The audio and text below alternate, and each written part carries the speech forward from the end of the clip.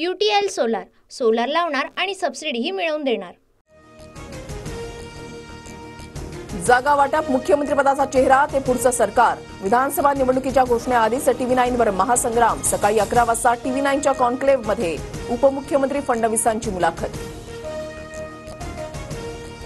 TV9च्या conclave मध्ये दिवसभर दिग्गजांची हजेरी। मुख्यमंत्री शिंदेंपासून मंत्री भुजबळ TV9च्या मंचावर।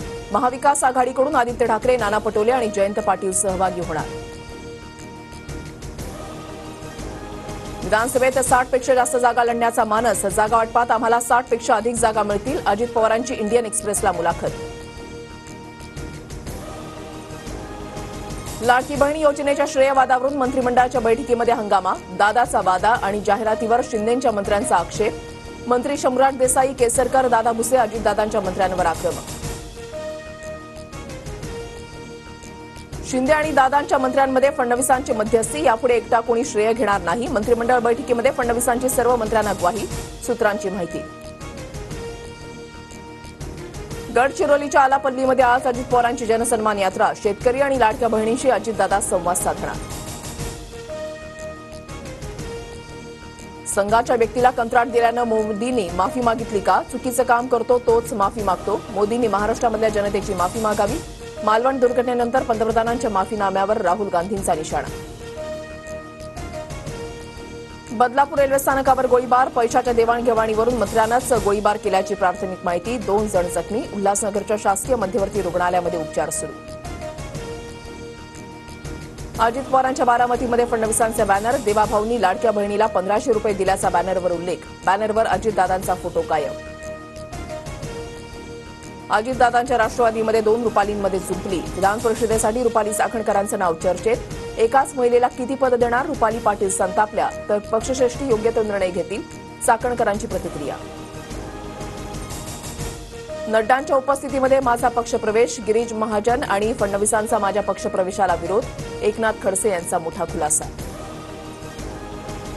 वरिष्ठांनी जर खडसेंचा पक्षप्रवेश केला तर त्यांना थांबवणारे आम्ही कोण? उगाच आमचं नाव घालून सोयीचं राजकारण करायचं।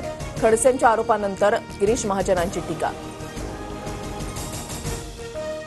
मुंबईच्या वरळीमधील कमला मिल परिसरामधील टाइम्स टॉवरवर आग। अग्निशमन दलाच्या 3 गाड्या घटनास्थळी दाखल।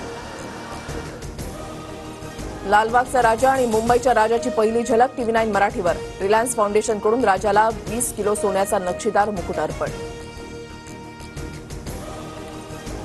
गणेशोत्सवानिमित्त 60 ते 70 रुपये किलोनं मिळणाऱ्या झेंडूसाठी आता 320 रुपये मोजावे लागणार। मोगरा 600, पिवळा गोंडा 200 तर शेवंती फुलाची 320 रुपये किलोनं विक्री। गणेशोत्सवात भाविकांसाठी अतिरिक्त बस सेवा। 7 ते 16 सप्टेंबरमध्ये रात्रीच्या वेळेला अतिरिक्त बस चालवण्याचा बेस्टचा निर्णय।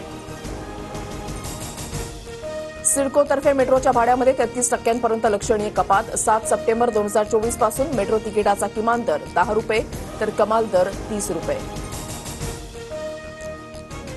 नाफेडच्या विक्रीमुळे कांदा दरामध्ये घसरण। NCCFनं खरेदी केलेल्या कांद्याची 35 रुपये किलोनं विक्री। नाशिकमध्ये कांद्याचे दर प्रति क्विंटल 250 ते 400 रुपयांनी पडले।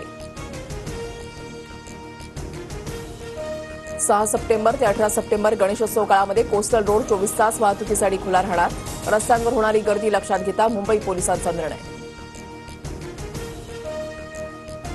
गोरेगाव ते कांदिवली दरम्यान 6व्या मार्गिकेचं काम सुरू। उद्या रात्री 12 पासून 8 सप्टेंबरला सकाळी 10 वाजेपर्यंत 10 तासांचा ब्लॉक असणार।